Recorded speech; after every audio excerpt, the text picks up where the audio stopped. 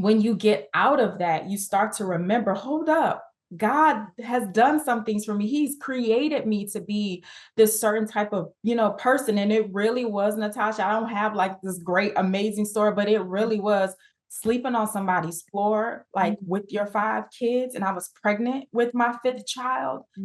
From there, it's like, I need to do everything that God has placed in me to do. Hi, friends. Welcome to another episode of the Called Women podcast. I'm your host, Natasha Miller, and today I have a phenomenal woman of God here in this virtual room with me today. Her name is Ranika Chaney. She is a speaker and the founder of Ranika Speaks, and she is also an amazing mother to 5 beautiful children. And it is such an honor for me to personally have her on today because my husband was actually able to meet her in person, I believe, over a year ago. And I remember him coming home and just raving about you and raving about your story and your journey. So, Ranika, welcome to the Called Women podcast. Well, thank you, Natasha. I'm really, really glad to be here. We've been trying to do this for a minute. So I'm excited about what we're about to talk about and what God is about to do. So, Yes. Oh my gosh. And we just finished praying, before we started this episode, and we could immediately feel and sense the presence of God already. So, Ranika, I know I did, kind of a simple intro of who you are, but I would love for you to share with our audience, who is Ranika? yeah, absolutely. Well, we opened with prayer. I am definitely a child of God. That's for Yeah. sure. Starting with that, originally from New Orleans, grew up in a small town actually outside of New Orleans, graduated from Loyola, New Orleans. I am a mother, like you said, of 5 Yeah. amazing children.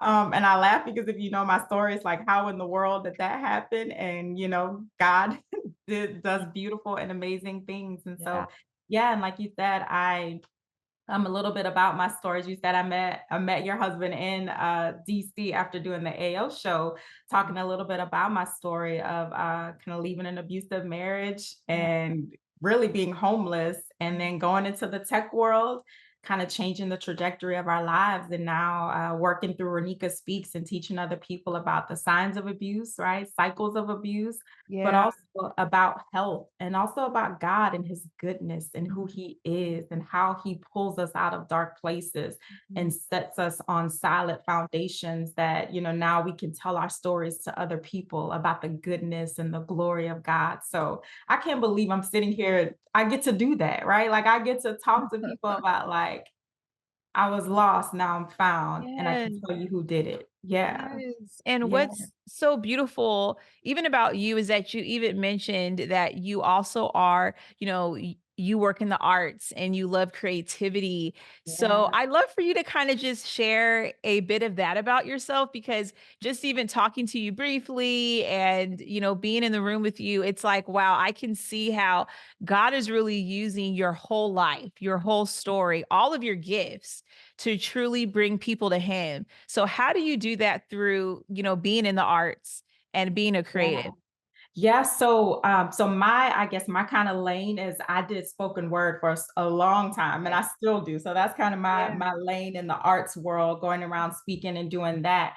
But in the work that I do, I get to work with artists around the world in all Mm. types of genres, right? So I've gotten so much better at understanding visual art and performing arts and all that just by the nature of the work that I do. So yeah, I'm an artist. Words are my thing. So people Yeah. will just a friend last week sent me, "Hey, I wrote this. Can you review this and edit this for me?" So that's what I do in the arts. And I just want to say too, this comes to mind when I said a little bit about my story. I've never been one to go outside in nature and do all of that, right? So much of my story has been in these abusive situations, right? Growing up in homes where domestic violence was so prevalent and then marrying into that, right? And I talk about abuse being like walking underwater. But Mm. when I came out, I noticed like the colors and the beauty that God puts in nature, how all things like usher our call to him. So Mhm. I never noticed, like if you look in the sky, how many different blues are in the Mhm. sky. And I have the opportunity to live in the Carolinas. So the skies here are Ooh. beautiful. And then the depths of greens on the trees and like Mhm. sunsets and all of that. And I say that to say like that God is everywhere and his Yeah. creativity and his art and his beauty is a canvas. And I never would have been able to like recognize those things or say that, so I encourage people to look at God's beauty Yeah, in no, his that's so canvas. beautiful because I know with what you shared of being growing up in an abusive home and then unfortunately, experiencing that in your marriage, like how even in the midst of the uncertainty of that, right? And how God has saved you and how he's redeemed your story. Looking back during those hard years or those hard seasons, are you able to remember, the moments in which God was there, with you? Yeah, absolutely. And I really appreciate you talking about this because one of the things I realized, I tell my story in this way. I say, left an abusive marriage, was on the floor, and now went into tech and now Yeah. have my own business. And I forget to stop Mm, at the hard part because yeah. there's so many people that's in the hard part, in the Mhm. darkness. And I do think to gloss over that does people Yeah. an injustice, right? Mhm. And I love how you asked that because like God is right there in the darkness. And Mhm. so one of the things I remember is and being in like that abusive relationship in the home is because I'm from New Orleans, and Yeah. so hurricanes, right, are Mhm. huge.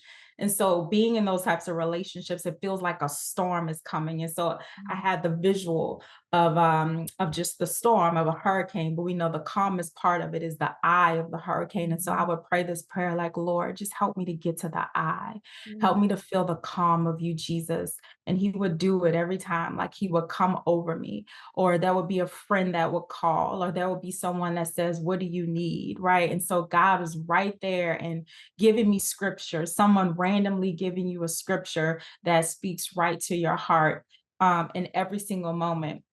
And right after me and the kids left, one of my fears, right, is provision, right? You're married, Yeah. and I was a stay-at-home homeschool mom, right? So I didn't bring in Yeah. income. I didn't have any of that. So one of my fears was provision, and that was gone. Mm. And God gave me so many signs of that I'm going to provide for you. There was one night, and I'm gonna tell you like trivial stories. There Yeah. was one night where I was craving like a Snickers bar, just Mhm. random. And I was like, oh man, I really want this, just unbelievably. And I go to church the next day, and a woman walks up to me and she Jesus. says, I have this Snicker bar in my purse because we were coming out of town from a trip, but God said, give this to Ranika. And if you know me, Um, I'm not the person that tells those type of stories. I'm not the person that says, God said this and then someone said. And so mm, it was like God telling me, it's my Snicker bar story. It yeah. was God telling me, Ranika, I want you to know I'm not just going to provide the big things for you, Mm, homes and cars, the stuff that you need to travel and get your kids to, but I'm the God of everything, that I'll even give you the desires of your heart. So he told me that I will take care of you in every way, in the big ways and in the small ways. And I love like that Snicker bar story because it makes me yeah. laugh, right? It's kind of like Sarah, I told that Mhm. story where she's like, in my age, I'm gonna get this. And I think that was God's like funny way of being like, I'm gonna take care of you and I'm gonna take care of you and your kids. And my mind has been blown by Mm, so many things. I would just have a thought during those times after leaving and saying, man, I really wish my kids would have a little place set in the backyard. We'd be driving through a neighborhood and they would have it at the front of their yard where they're getting rid of it, right? And I remember pulling over and us wow. putting it in our van and it being like, God is just everywhere. Mm, And the thing is, God does those things every day. I just yeah. don't think we notice them when we stop to notice them. So when Mm, you ask the question of, could I see God in those moments? And it's like, yes, like yeah. every day, all over. And I think we need to be careful of trying to look at God and the explosion and all that. He's in the whispers. Yeah. He's walking down the street. Like he's in all those things. He's in the Snicker bar. Yeah. He's in all of it. Anyway, Oh, that's my long answer. You brought me back. no. I love You it. brought me No. back. But I think that's a message all in Yeah, itself, right? Is to recognize God in the little things. Because I yeah, think in our, world today, we are looking for the next big assignment. We're looking for the next invitation to speak on this stage or to connect with this yes. person. And we begin to not realize, or we forget that God is enough. You know what I'm saying? Like, God is sufficient. God is all that I need. He is the one that is able to satisfy me. And hearing how you've been able to, you've been willing, you've been courageous enough to go back and to look at those moments in your life and actually ask God, where were you? He's like, Mhm. daughter, I was here. I was here. I was here. So I know that you've shared with us how God has provided for you and how he saved you, but who was Ranika before God? Like, have you always known God Yeah, or how was he introduced to you? that's a great question. God has been so gracious to me. I have had the opportunity for as long as I could remember to know the Lord.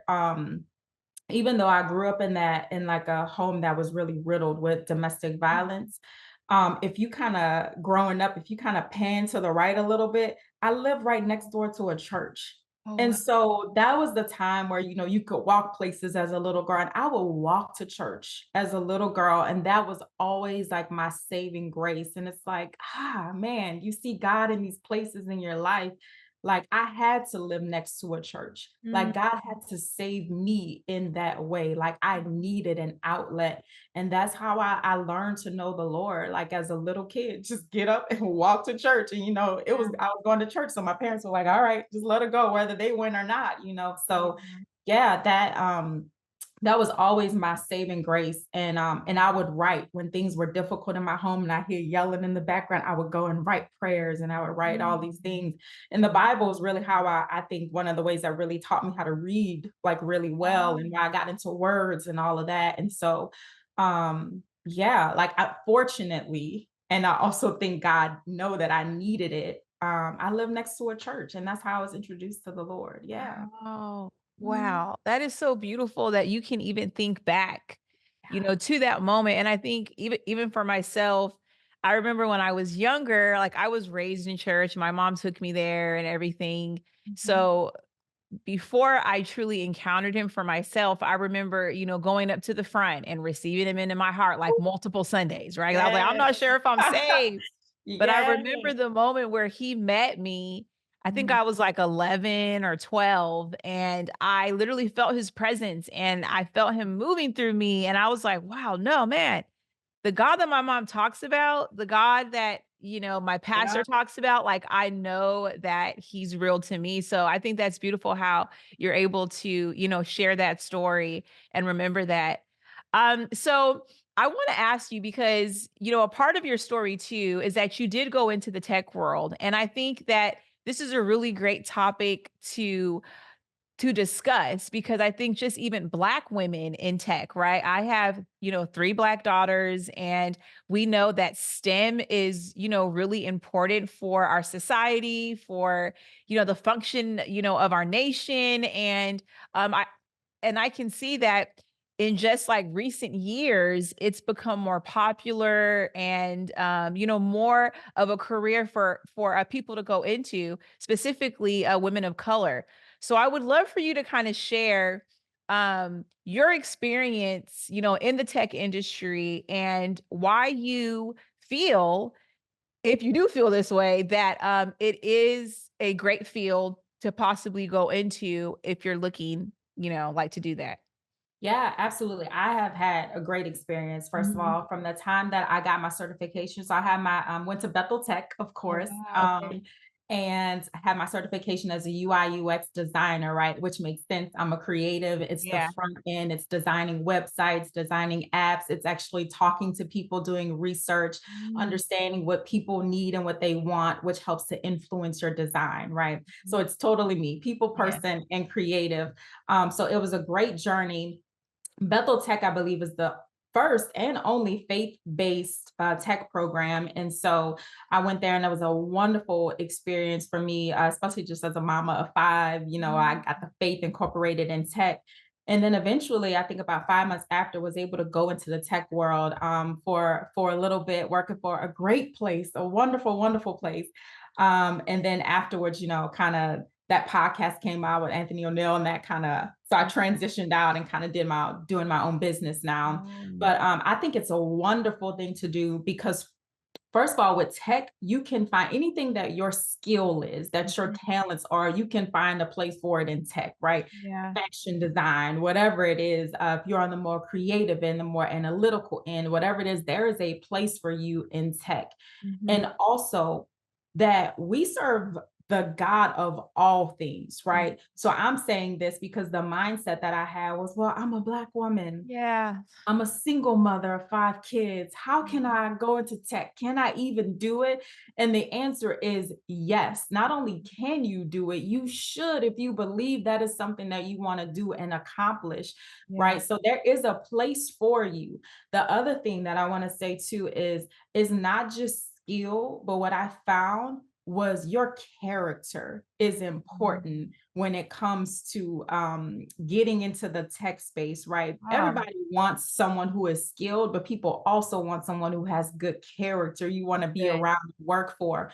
When I left the job that I had in tech, my boss said, Ranika, if anything else opens up in this company in the next 3 months, in the next 6 months, I'm going to call you. And she said, whatever you go to do, I know you're going to be great at it. And she just texted me a few weeks ago because she Oh, saw a New Orleans mug. I thought about you with yeah. a prayer. No, I Mhm. want you to know that I'm Mm. praying for you today. So I'm telling y'all, character trumps everything. And this is what I teach my kids too. I teach my kids, yeah, you can be great and the most skilled at anything, but also your character needs to shine above all things. That's going to help you win in life. So, yes, go into tech. Yes, be skilled. Yes, do well at what you're doing, but also have character. Character is Yeah. important. Mhm. That's a word, Ranika, because Yeah. that is so important. And that's something that I truly believe in too, that I've even seen within the church, right? Because, we do Mm. ministry online. We've been a part of different ministries. And one thing that used to just boggle my mind, right? Because like I fell in love with God because I encountered him, for Mm. myself. He was real to Mm. me. So that was something that nobody could ever take away from me. And I learned the character of God for me, right? Mm. Of realizing Yeah. how he loved me, how he was patient towards me, how he was merciful towards me. So then, going into, church settings, and this is no hit against the church. I'm just more talking, like broadly, is that I realized that sometimes our focus in the body of Christ is your works, it's your gifts, it's your Mm. talents. And Yeah. instead of focusing on the heart, focusing on the character of Christ, being sanctified within us, right? Because I think Yeah. too, it's like we are called to be a disciple of Christ. We're called Yeah. to, disciple others. And if we are not walking in integrity in ministry, in business, in our marriages, in our friendships, right, then we are not exemplifying or shining the light of Christ in the dark areas that we're, called Yeah. to. So I love how you highlighted that because it's so important. I believe that it's character over gifts. It's Yep. character over talents, character over career, right? It's because that's what, and I would say my husband is a living example of that. He is one that he never burns bridges. He never has burned a bridge. And Mm. I have just been amazed because I know people or I've witnessed, moments in which people have burned bridges, right? And it's just like, Yeah. man, you never know when you're going to cross that bridge again. And it's Yeah. even taught me personally as well. So, especially with me wanting to even ask you about business, right? Because Yeah. I'm sure you have stories of that, how you're doing that in your business. So, how did you walk in that confidence? I mean, bring us into the moment in which you Ooh. literally were like, "Okay, God, I'm gonna start this business." Like, how has that been stepping Yeah. out as Yeah. Ranika, the founder, the CEO of Yeah. your business? Yeah. Well, first of all, I want to say when you have hit the ground, like literally, when you literally sleeping on someone's floor, for Mm, me, I think being able to get up, it was like there's nothing that I can't do. Like I'm mm, going to do all the things that I can do because here's the mindset. Let me tell you the mindset, right? You're in an abusive relationship. I'm 20 something years old when I get married. I'm having kid after kid, yeah. right? I'm I'm pregnant or about to get pregnant, right? That's the lineup. And so part of it is you lay down this part of your life where you're like, okay, well, I don't think I will ever be able to do all the things that I dreamed or thought that I Yeah. would do. Because the other thing in an abusive relationship is you're no longer really thinking, and I would say this is for people who probably aren't in an abusive relationship as well, for women. You're no longer thinking, but especially in an abusive relationship, about yourself. You're thinking about, how do I get through the day? How do I navigate around this person so that everything is going to be okay, so that I don't shake up anything? And so when you get out of that, you start to remember, hold up, God has done some things for me. He's created me to be this certain type of, person. And it really was, Natasha. I don't have like this great, amazing story, but it really was sleeping on somebody's floor, like Mm, with your 5 kids. And I was pregnant with my fifth child. mm, From there, it's like, I need to do everything that God has placed in me to do. Like mm. it's not a question. I Yeah. come from that. And so it's like now I'm out. Okay, what is it, God? How did Mm, you create me? What is it that you want me to do? And mm. that's what it really was, is my arms are open wide. I know that God has given me the gift of speaking, of being Yeah. able to talk to people, relate to people. And so now how do you want me to use that gift? Okay, so Mm. women are reaching out. I'm in the same situation, Ranika. I have 2 kids. I have one Yeah. child. I want to go into tech.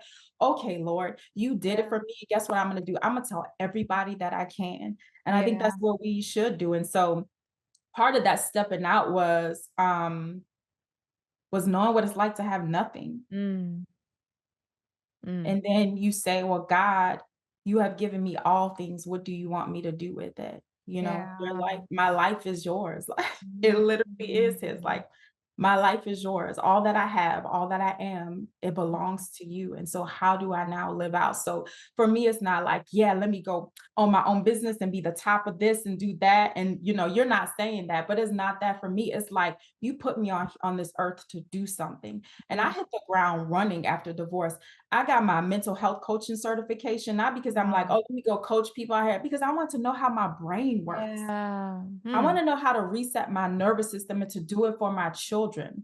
I mm. got my certification through the Domestic Violence Speakers Bureau because I wanted to know, how do I tell my story in a way that honors me, that honors my children. And so I always believe the things that we cannot see are the most lasting things, right? We can't see Jesus in the flesh right now, but that is the most important thing that we can ever have. And so I pass that on to my children. Mental health, being able to understand that that's not for just for me. I Mhm. need to get it right. I can't just think about my children. I need to know first so that I can pass it down to them, but also to the people Mm. in my generation that will never see me. And I Yeah. always say this, I Yeah. don't care if they don't know my name, but they will feel that somebody in their family line did something to shift things for Yeah. them. That's what I'm doing for my children, right? The things that I can't see, that I don't know, but I'm getting the knowledge. And I'm saying, I think I got away from your question, but I'm saying all No, this it's to good. say that I got into doing my own business and doing all that because that's a part of my personality. I want to know and do all that God has for me. And Mm. also, I want to do that for the generations to come, my children's children's children, Yes. never see. And I think it's up to us to do that. Like we should do all that God has for us to do while we are here. Like, what Mhm. is it, God, that you want me to do? I think Yeah. it brings him glory and I think it brings us joy and we leave a legacy, right? By showing up as to who God has called us to be. Like that's Yeah. just do That's it. man, Yeah. you're speaking my language with legacy, Good. generational Yes. wealth, not just monetarily, but with Yes. wisdom and with knowledge. Yes. And I'm like, yes, you are. 'Cause Yes. I know we are, um, mamas, and I'm not sure your Mhm. age, but I think we're probably similar in age. Yeah. But just knowing I that, think I'm a hey, little older. I'll say it. I'm 39. I'm about to be 39. I'm gonna be 38 this year. Oh, hey, I, there I we know go. I don't look it. I know I don't look it. I've shown up. I'd be That's what like, people God, tell me. People are like, "You got 5 kids, aren't you?" Yeah, I was like, "Yes, I do. I I feel it." do, I do. But Sorry, I cut you just off. no, I love it because I think too is it's time for us to take the torch and bear the responsibility of mentoring and loving this next generation of children. And it starts with our children in the home, but it's also not just limiting our influence to the home, but also knowing that God is going to use us to mentor and disciple people through our work, through our ministry, Yeah. through our communities and stuff like that. So I love how you just so beautifully described how saying yes to God has opened up so many doors, not just for you, but also for your children, and how you've been able to take lessons um, and also implement that. So I would love for you to share, like, what has your business taught you as a Yeah. mother? Because you have 5 children. You're also a single mother. So how do you navigate, right? Business and home life and personal life. Yeah, no, that's really, really great. I think a lot of this I'm still learning, right? Yeah. Still kind of fairly new. I'm still learning. But one of the things that I have to get better at and that I'm learning instead of, us being on this Zoom call and being like, go, go, go, go, go, like in my work, instead of doing this, I need to do this. Come, this is what mama's doing. You see, not necessarily right now, but see, look, so right now I'm setting this up and I'm doing like there's a way that I can bring my children along, Mhm. to some things, right? Whereas sometimes I get tunnel vision. I'm like, I'm doing this for y'all. You get tunnel vision, but it's like, actually, come on. There are some times where I can do better of like, hey, come on in the room and Yeah. see exactly what I'm doing and bring them along. So learning to do that, right, and being able to balance it. I also am learning, because I went through all that I went through, that people say it all the time, it's so cliche, but what God is going to have for me is he is going to have for me. So there are things that I can say no to, and I will say no to if it does not align with what I want to do or what I believe that God has for me to do. Sometimes I feel like we grab at opportunities and we're like, yes Yeah. to this, yes to that, yes to that, and it's like, no. I Mhm. actually have a family that I'm trying to take care of myself. And so I want to do the things that are going to line up with what God has for me. So being able to say no to the Mhm. things that I don't think that align with what I want to put out in the world, right? Who I Mhm. want to be, or align with just my own personal mission and vision for my life. And then when it's time to be with my kids and do what they do, so I'm gonna go get them from school in a little bit. That's their time. Like Yeah. we make an eye contact, right? You need to look at me. Let's look at each other in the eye. What happened at school today? What's going on? And just being present. I learned so much about being where you are in that time and in that moment. Be there, be with people, relationships over everything. Yeah. So just like we talked about a little bit earlier about character, all those things. Like, yeah. Mhm. So I'm Yeah. learning. Those a couple things. I'm No, learning a it's good. lot. But it's like the priorities though. Like you have Yeah. to have priorities and you have to be realistic with the season Yeah. you're in and the life that you are living, right? It's Mhm. like I'm even learning, even just, stepping out and doing the podcast and playing more of a larger role in our business, right? Like this wasn't always my rhythm, right? It was just me and the kids supporting my husband, right?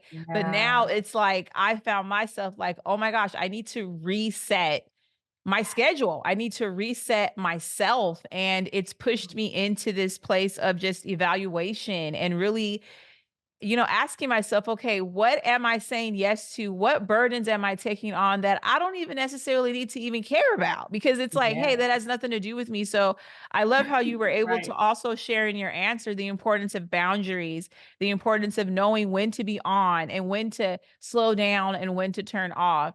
So, with your work and what you do, it sounds like you're also kind of like a coach, right? To where you get to speak with women and, Yeah. share with them. So, as we prepare to close out, I would love for you to share what is your most favorite thing about your job, right? That Yeah.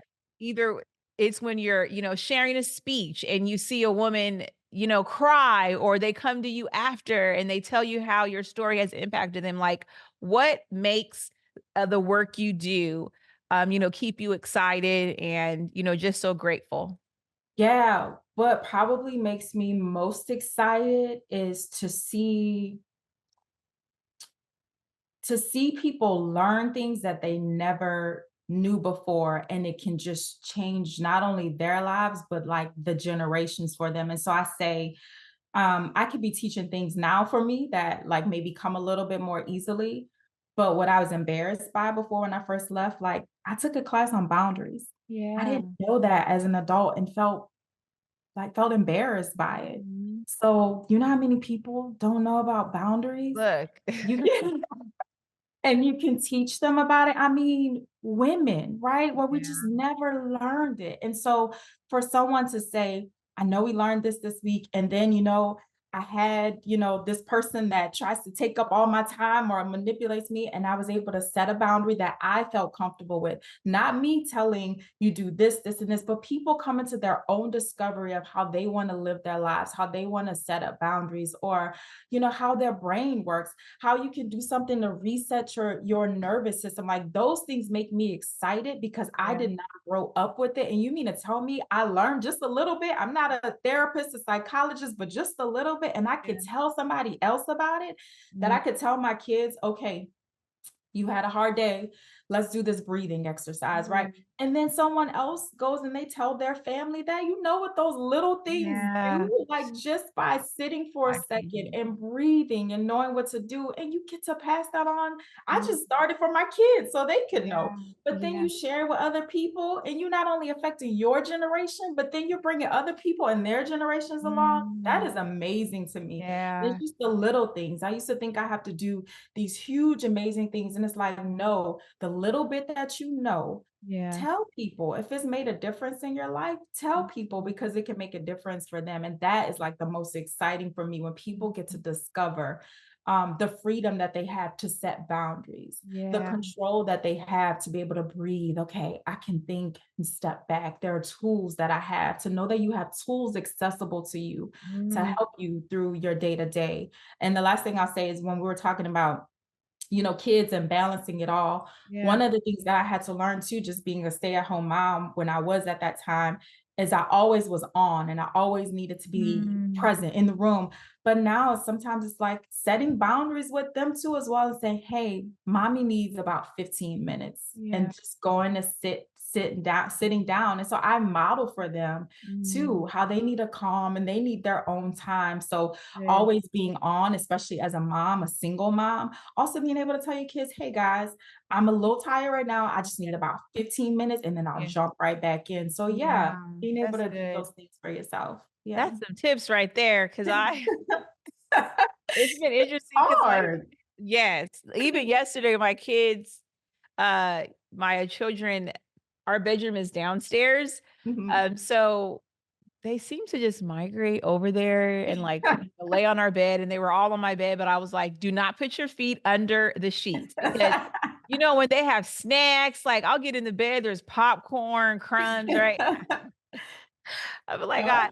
but just even in that moment, like, we were all, laying on the bed and kind of resting and relaxing, and I remember I was a bit frustrated because I was just like, "Okay, I'm exhausted. I'm laying on the bed, and I'm thinking we're all gonna rest," but my three-year-old is like, she Uh-huh. doesn't know rest, right? She's just Right. running around, and as you were sharing, what came to mind to me was like, "Hey, next time I could just tell them, 'Hey, mommy needs 15 Yeah. minutes,'" right? Because I'm Mhm. realizing too, as I'm getting used to a new schedule and a new level of expectation and work and creativity, that I'm drained Yeah. differently than when I'm just focusing Yes. on them. So it is that whole balance of just learning what you need in each season and then also having a foundation, because it sounds like, even with hearing you share, that you really have put a lot of prayer and intentionality into, creating a safe resting place in your home, Yeah. right? By Yeah. you taking the knowledge that you've learned and really practicing it, and being an example of that to your children. So I love that, Ranika. I feel like I could talk to you forever, and I'm Oh. like, I have to meet you in person sometime. I'm sure that will Please. happen. Definitely need to do that. Yes, It yes. would be I need a fun. part 2 of this too. I feel like there's so much out Oh, anyway. You're a yes, mom, this was so yes. fun. And Yeah. also, what are the ages of your children, if you don't mind Yes. sharing? So 6, 8, 10, 11, and 14. Yeah. Awesome. Okay. Yeah. We're always having a birthday. So I always need to make sure I get them all, get them all right. So yeah, they are Oh, amazing I'm kids. sure And they I are. am such a blessed woman. I Mm. can't even begin to tell you how blessed I am with the children that I have. Wow. Unbelievable. Yeah. Yeah, I could just imagine them. I mean, just hearing you and hearing your heart and knowing that they get to have you all No. the time, every day. So I just want to just honor you. Thank you for your yes, Ranika. Thank you for choosing to be obedient to the Lord, even when it was uncomfortable, even when it was scary. But I know I'm very confident that this episode is really going to impact a lot of women. And Bernika, I would love for you to share with the Call Woman community, how can they stay connected with you? Yeah, absolutely. So you can go to my website. It's ranikaspeaks.com, Instagram, Ranika Speaks, and also on Facebook. So everything is Ranika Speaks. Just reach out to me there. There's some just resources, some videos that I'll put out sometimes, like just Mhm. giving tips on different things. And so, yeah, I would love to talk to people and I love hearing people's stories. So like send me Yes. a message. And I love praying for people too. So Yeah, send me a I love message. it. Yeah. Yes, you guys heard it. We're going to make sure to post her information in the show notes and also in the YouTube notes, if that's Mhm. called YouTube notes, but under the YouTube video of how you can stay connected. Show her some love. Go follow her on Instagram. Let her know how this episode blessed you and impacted you. Make sure to subscribe if you have not subscribed yet to the Call Women podcast, as well as the Called Women YouTube page. We pray that this episode blessed you as much as it blessed me. And I'm sure Ranika was encouraged as well. Okay, Ranika, thank you so much for joining me. Thank you. I appreciate it. Thanks, Natasha. What did you think of today's episode? I hope you loved it as much as I did. If you found any value in this podcast, it would mean the world to me if you downloaded this episode by hitting that little down arrow wherever you're listening. If you're watching on YouTube, make sure to hit the subscribe button. If you have any big takeaways from today's episode, feel free to share it with a friend that you think would benefit from this episode. I absolutely love hearing how you feel about the episodes that I'm sharing and creating for you. So feel free to tag me on social media with any truths or breakthroughs that you have received. I love reading what you find the most value in. Thank you again for being here today. And I pray that you felt the love of God through today's episode. And always remember that you belong in God's